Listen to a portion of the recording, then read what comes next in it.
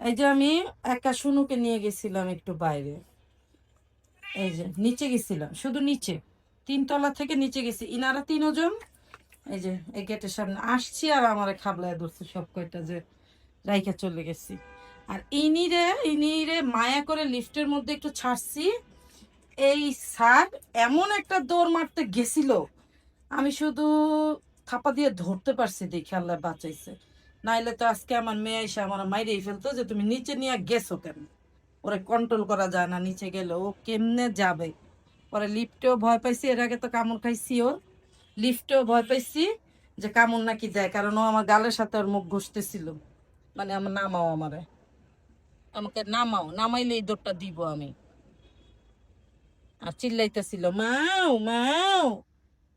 আরে যে ইনি সেলুনের থেকে আসছে, ইনি সেলুনের থেকে আসছেন।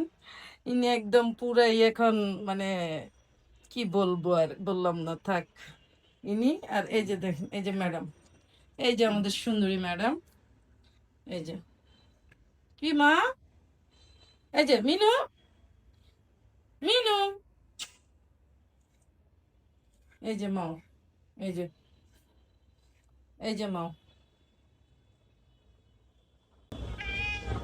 বমি করছে যেন কোনটা, এই যে এখন এগুলি পরিষ্কার করতে হবে।